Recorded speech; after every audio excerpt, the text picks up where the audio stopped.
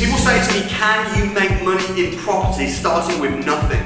I took a guy called James Armstrong. James Armstrong, when we met, was 19 years old. He had no money at all. And over the last 2 years, he has become financially free. He has made £65,000 just on one of his deals. He's now working on development projects. He's turning a pub into luxury apartments. He's got staff. He's 21 years old, and in this interview he's going to be sharing exactly how he did it, his mindset, and what he learned from coming on the crash course and the training with me. So you need to stick around for this interview. Enjoy.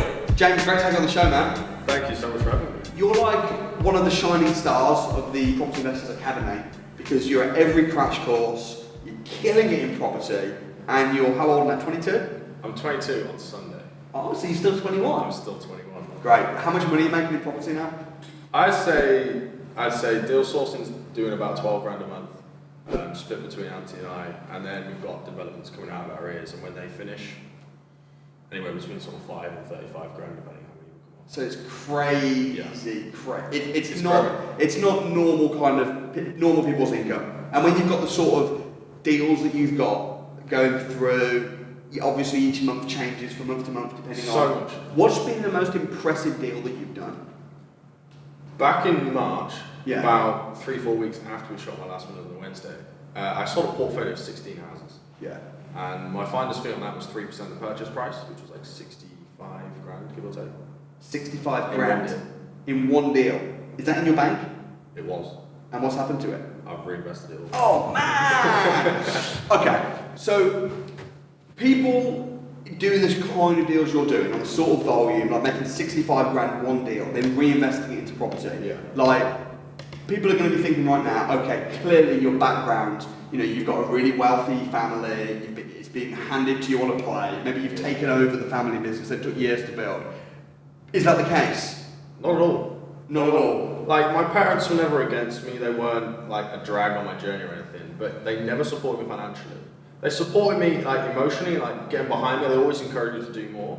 And although some of them weren't behind property, they were behind me. So that's invaluable. But I wasn't born with a silver spoon in my arse or anything like that. I wasn't given money to get into it. I didn't come from an investing background. I didn't come with assets behind me. I built this from the ground up. I started with like £200, and then when I joined the academy, the DFE and stuff, with about 15 grand into debt to pay for that. So you went 15 grand into debt to join the academy. Yeah. Surely some people had some things to say about that, no? They did. But at the time, I'd already taken the loan out, so what were they going to do? They kind of realised, well, and people who know me know that I'm just going to do things anyway. You can say yes, you can say no. I will listen to you, but whatever I'm going to do, I'm just going to do anyway. So they knew that and decided, you know what, you've done this, just make it work. And we may as well encourage you so you don't fail, because we'd rather see you succeed than to try and undermine you and say, well, that was a stupid decision because I've got it now. What am I supposed to do with it? When you came on Winners Wednesday, I think we did the interview about 7 months ago. About that, yeah. You were only like sort of a few months into your journey, and I think some of the comments people were making is some of the skeptics were sort of saying, oh, come back when you've got more deals. Come back when it's a bit more tried and tested. You're just fresh off of a course, excited. Yeah. Come back in 6 months or so, which is the purpose for this interview. What are the ingredients then to get this sort of success? Because most people want to make £2,000 a month so they can quit their job. Yeah. And that was your initial goal. Yeah. So talk me through the ingredients to how you built your success and what happened. Well, initially you're going to need training. You're going to need training. You need to know what is a good deal. And I've got a few people who find deals for me. I'd say 1 in 10 actually stack. Right. And that's people who have been trained. And it just takes practice getting into that. So get trained and practice that and implement that. But equally, never give up. Never give up. I was making like £4 grand a month at the time. I was doing well. I'd had some early success. But equally, I was fresh off a course. I was hyped. Yeah. So I had that initial motivation. But after that, it begins to settle. Yeah. Because you're not on it every week. You're not around these people on a daily basis. When you get up in the morning, there's no one there. Samuel's not there shouting in my ear saying, go on, go do the deal or whatever. You have to begin to callous your mind and motivate yourself to do these things. And every day, it's not a battle necessarily, but you choose to make it a battle and to power through and just to get everything done. And I would say the last 7 months, the biggest thing is just keep going, and things happen.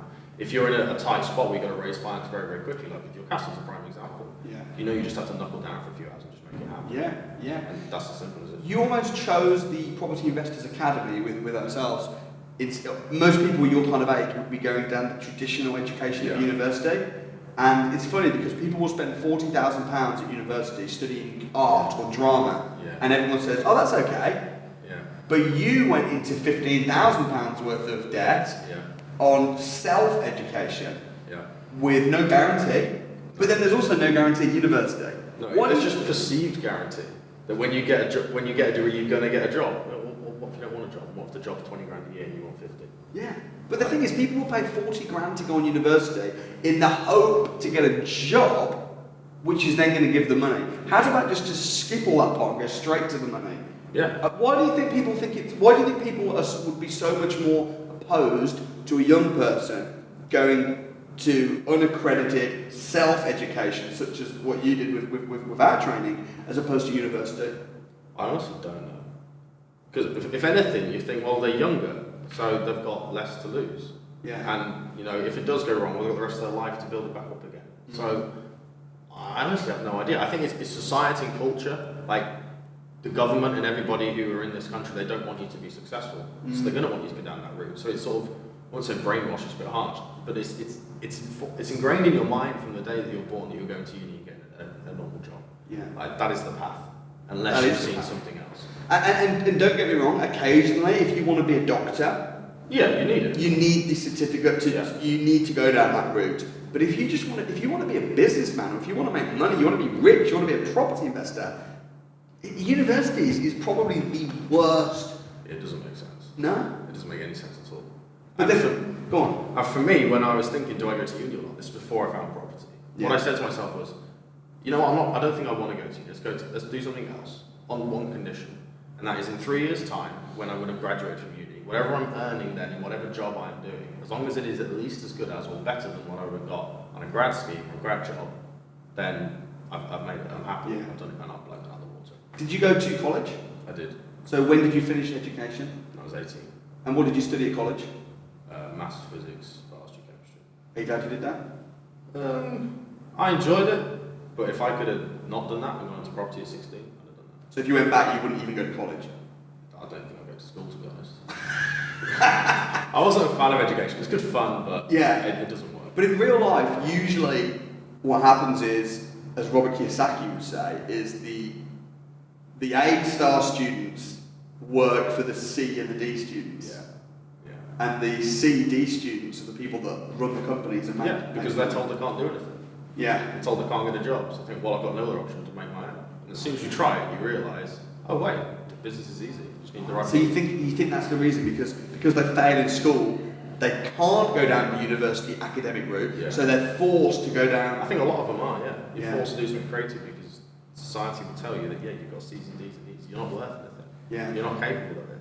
Yeah. And you're like, well, actually, no, I am.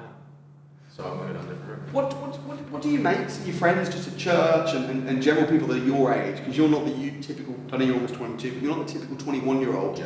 What do they make of you, your friends? It's mixed. Like, my close friends, 100% supportive, they love it. Yeah. They've got a similar mindset. They want to do different things, probably not property, but they've got a similar mindset about growth and self-reflection and personal development. So that's great. Yeah. Family, great. There are a few people, I think they just sort of see it as a dream. But it's not a dream because you're actually making the money. Yeah, or it's a dream for them. And I'm like, well, it's still a dream for me. It's my reality, but I'm looking at other things. So I still have that same sensation, I've just moved up the scale. What about the people that criticise you and say, oh yeah, but you've now got to pay a lot of tax?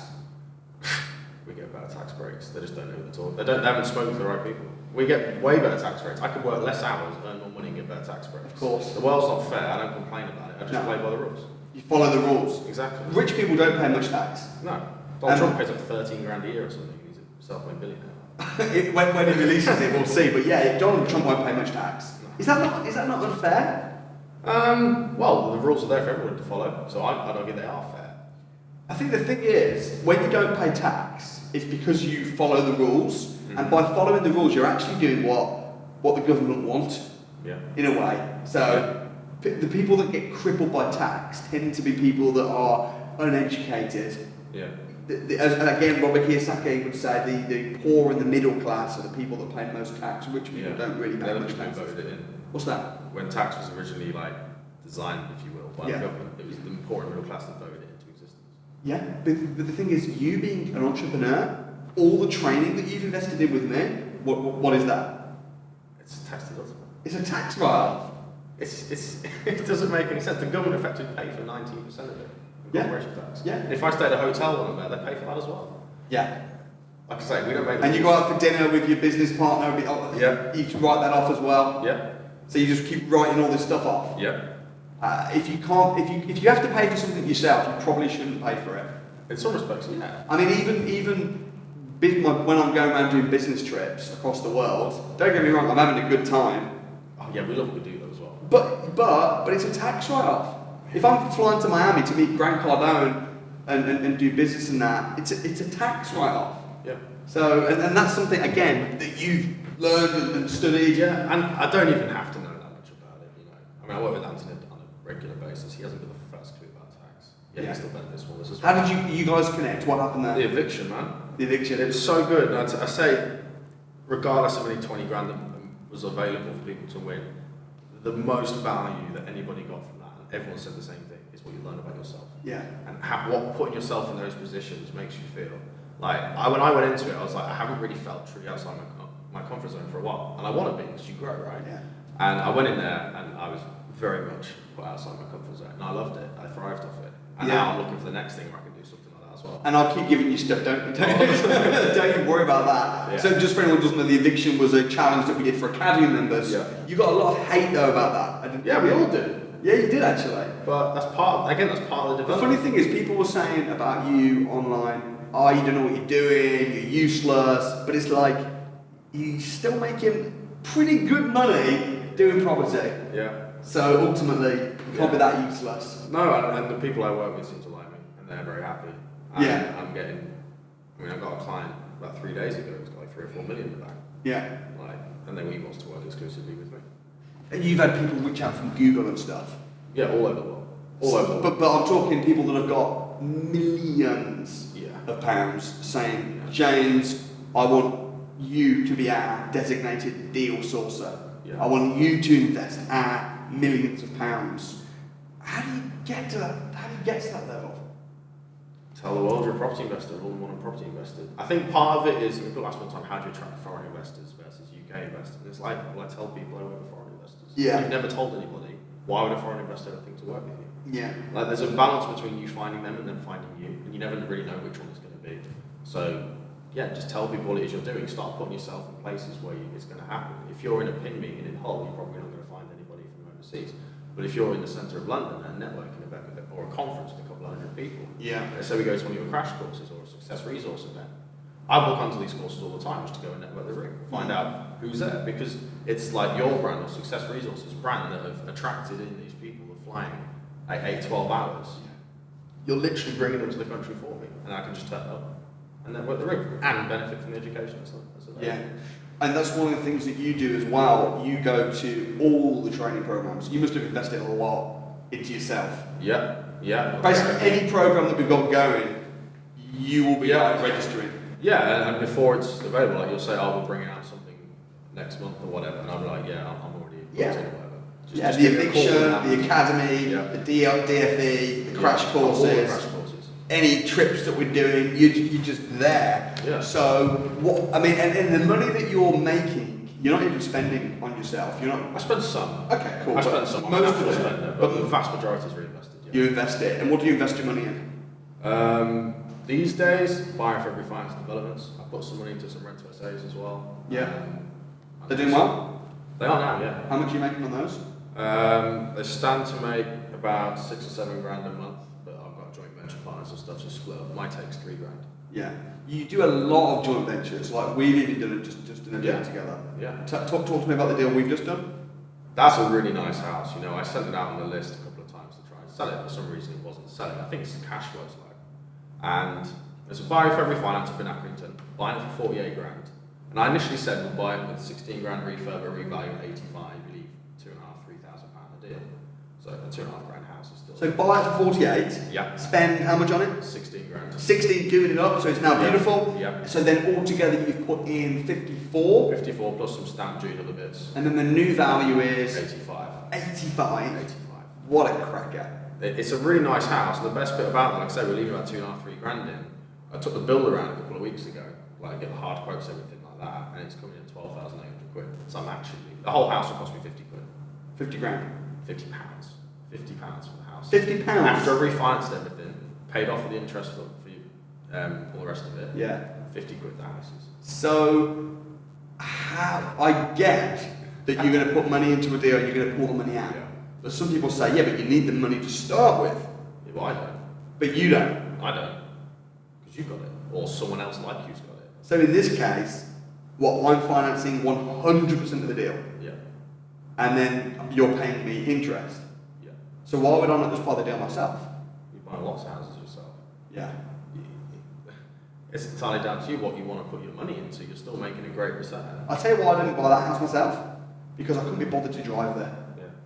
And as you said, I'm buying loads of houses.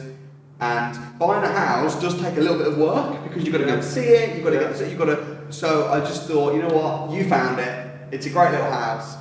The numbers are very small. I'll just put the money in, and I'm happy to receive a return on investment. And it's quite high. What you're paying is quite high. It is high. But then I've got 100% financing.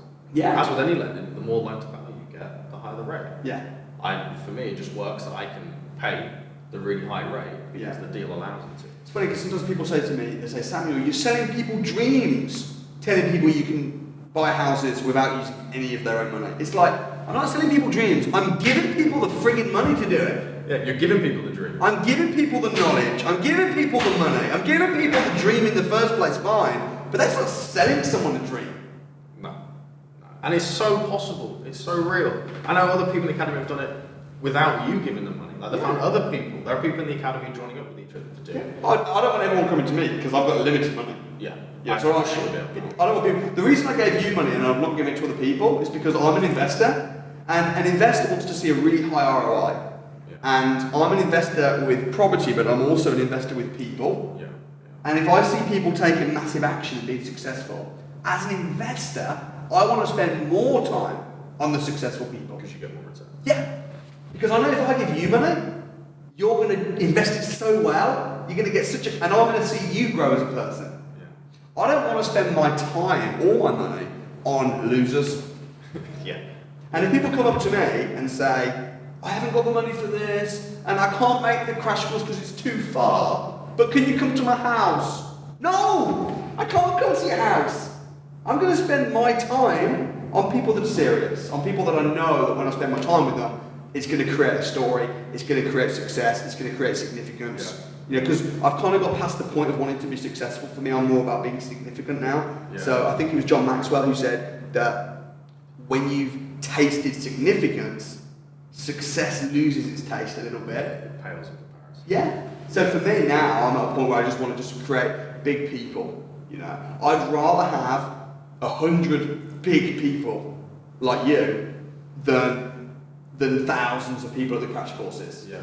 Yeah. You know, I've given up trying to fill venues. Yes, and the funny thing is, when you create, I still do sell venues. Yeah. I'm getting 1,000 week in, week out. You go to everyone. I'm getting 1,000 people a week. Yeah. One last week. Got one 2 days time.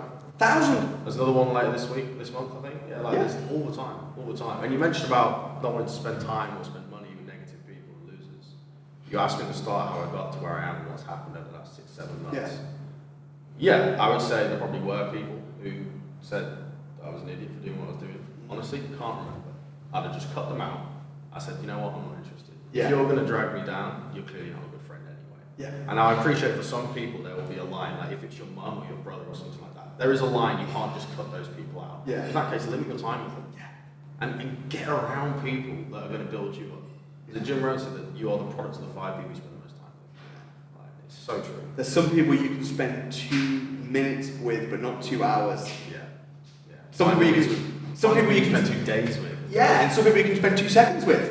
Yeah. Honest, I'm serious. If you work with people and you can't stand them and they're so negative, they just bring you down. Smile, shake their hand, hey, good to see you, and then Leave. You can still be friendly, but have to stick around. Yeah. And if someone in your family is bringing you down, don't go and stay at their house for the weekend. You can still go and spend 2 hours with them every once a month, but just limit. That's really good advice.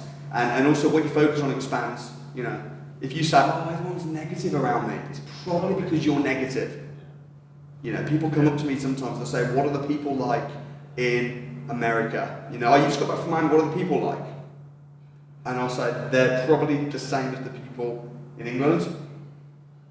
Because if you go, oh, the people in England are really miserable, it's probably because I don't see that. No, I see awesome people. Yeah. I love them. They're all like full of energy. They're happy. They're motivated. Because you attract what you are. Yeah. You know, you want a beautiful partner or a great business partner. Don't go and try and find a great business partner. Try and be someone that will attract a great business partner by becoming one yourself. Yeah. And you'll probably find the person you're after at the same places where you're going because they're trying to do the same thing. Yeah. You knew Anthony though through the academy before the eviction, right? I'd met him like twice. Honestly. Really? Maybe I had a conversation with him about 5 minutes. Yeah. At a DFE, I do remember meeting him there. He said hello, whatever. But it wasn't until we got to the eviction that we had a proper chat with him. And when I was working through stuff with him, it was very clear from day one that he was someone who is literally incapable of screwing anybody over. Yeah. He's the nicest man in the world, and he has that deep moral, ethical code, which is very important in business and very important for me. And as well as that, he knew what he was talking about. Yeah. Like, he's very good at what he does, and he was very tuned on when it comes to refurbs and developments. And that's where his heart was. That's where I wanted to go. Yeah. And I'm like, well, there's a lot of synergy here. There's an awful lot of synergy, and you know what you're doing. And I also saw him as one of the strongest contenders. Well, he won. And he won. Yeah. So. Anthony's a great guy. And you, how much knowledge did you have around property before you came on the crash course? Literally zero. Zero. I knew what a house was, right? And I knew that people make money in property. Yeah. I should know how it happened. Like, everybody knows people make money in property. Yeah. Everybody knows. Even the biggest skeptic knows that people make money in property. Just don't know how to do it. Yeah. Because if you look on the rich list, it's all property. Yeah. Yeah. So you came on the crash course, you learned how to do it, you went into debt going on all the advanced training you could. And sometimes people say to me, you know, oh, is the crash course just a sales pitch to try and get people to do the advanced training? That's what I do when people say that. It really does. What's that doing? Sales is fantastic. I love sales. It's awesome. That's the first thing. The second thing is, no, it's just not. It's just about value. I'll tell you what, by the time you get around to selling, you're like, oh, I forgot there was going to be a sale here because I've received so much. And you actually, okay, fair enough. I'll let him, even if you don't mind sales, like, fair enough, I'll let him sell. And people like me go into all these events just to watch people sell sometimes. It's good fun. And I'll learn a bit from them. Equally, I'll go, I'd probably do it this way. Yeah. But I mean, no, it's not a sales pitch at all. You sell like once, twice, in like 20 hours. Yeah. I mean, the crash course is so content rich, and it's like I don't hold back there. And if I didn't make an offer at some point, it's like, hey, for those of you that want to do advanced training, you'd be doing the crowd a disjustice. I'll be doing people a disservice because sometimes people come to the crash course and they go and become financially free just after the crash course, and that's great. But a lot of people, they feel they need that extra support and that extra option. Yeah, so I need more training. Yeah. Yeah, I feel like I need more training. Do you know what? I feel like I need more training now. Yeah. And that's why in the last year I've spent £500,000 on my own education. Yeah, because you set up an education company because you believe in education, right? Yeah. Not because you can make money from it. Yeah, exactly. So as people say, you only bang on about education because you run a training business. It's actually the other way around, right? Exactly. I run a training business because I believe in education, for sure. Yeah. So biggest advice then for someone starting out, maybe with no money, they're brand new to this, what are their steps? Book onto the crash course, 1. 2 would be just absorb as much information as you can around property, around investing, and around the mindset that's successful. Because you'll get the skills of the crash course and through the academy, so that you'll get all that. You'll get your toolbox. If you don't know how to use the tools in it, then that's where you, and how to continually do that on a daily basis, that's when you're going to come unstuck. So it's the mindset of the rich that is so powerful. I mean, I know the podcast last week was specifically about the habits of wealthy people. Yeah. Begin to learn that, and the easiest way to do that is surround yourself with wealthy people. You just pick it up. Yeah. Or watch podcasts, read stuff. It's the stuff they don't teach in school. Yeah. They don't. You leave school and you know nothing about money. You don't know how to write a check. You don't know how to do a transfer. Don't know how to vote. Don't know how to vote. Don't know how to run a business. Don't know how to employ people. School trains you to be a really good employee. Yeah. Yeah. but you learn nothing, and that's why I'm so passionate. I know you're in on the mission now. Yeah. In And training now I've got people. staff. Yeah. I'm my first member of staff, so I'm employing people. Yeah. So like, I'm actually creating more jobs for the economy. Yeah. How's that feel to be 21 and employing people and making so much money in property? Oh, it's just a blast. To be honest, I don't even look at the money these days.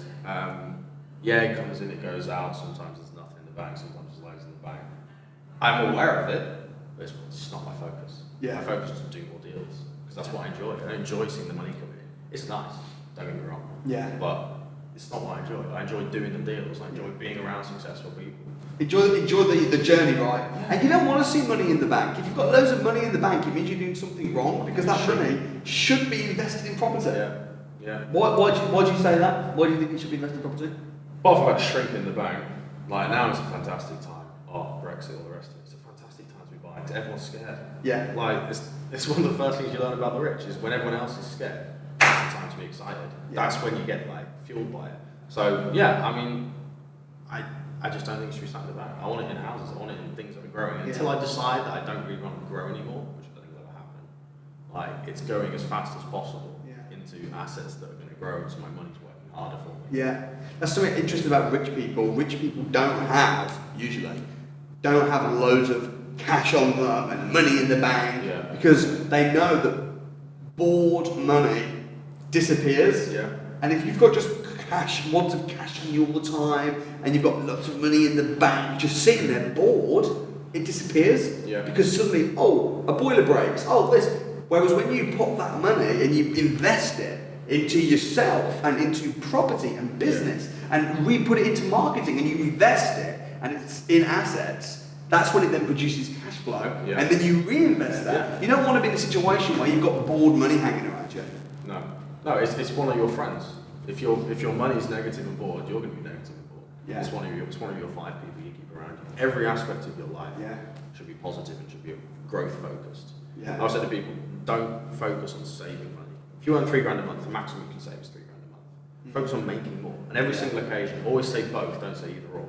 It's such a subtle change. It takes a bit to finally sort of understand it and implement it. When you get it, you're always focused on growth. So let me ask you a question then. Would you rather be happy or rich? Happy. Both!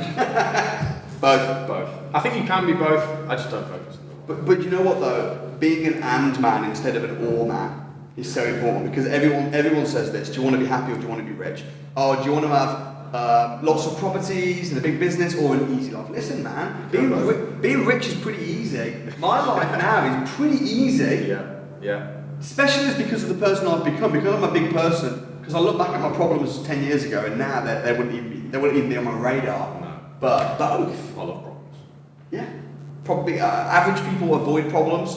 Broke people create problems. Rich people solve them. Yeah, I think it's fun. Every now and again, if it's getting a bit boring, everything's going really well, you kind of hope something goes wrong, so you've got something to do and focus on. Yeah. Because it's a challenge for you. Yeah. Do you feel that your whole mindset has been shifted and changed and transformed throughout the training and the academy and the crash course? Yeah, 100%. Yeah. 100%. And although it's taught to some extent, you pick it up from just being around people. Yeah. And just spending time in a room with you or Alistair or Russell or Trevor, and you're investing in us. And you're talking about yourself. Yeah. And you just pick it up as things go along. Like when you learn a language for the first time as a kid, you don't get taught it necessarily. It's just because you're around your parents or whatever, and then you start speaking the same language. Can you learn the skills by just going online and getting all the free resources, or do you really feel that you need to go to the training programs? And I mean, what do you think? I think it's possible to learn the skills, but if your mindset is on, I'm not going to pay anything, and it's going to take me ages, but I'm okay at taking a long time, your mindset's already wrong, you're not going to be successful. So I think, although it's possible, the fact that you're not willing to spend money on it, and you're not willing to invest in yourself, and you're not willing to, you are willing to wait, then I don't think you'll ever make it. Yeah. Well, honestly, I don't think you'll ever do it. I think it's a loser thing to say. It is. I don't need to go to the course, I'm going to read the books and go on the podcasts. And I think it's a loser thing to say, and I also think that it's like saying, I don't need a driving instructor, I'm going to read the theory book. Yeah. You've got to get in the driver's seat and have a go. Yeah. And that's what we do at our training programs. We let people have a go. We say, let's go and find a deal.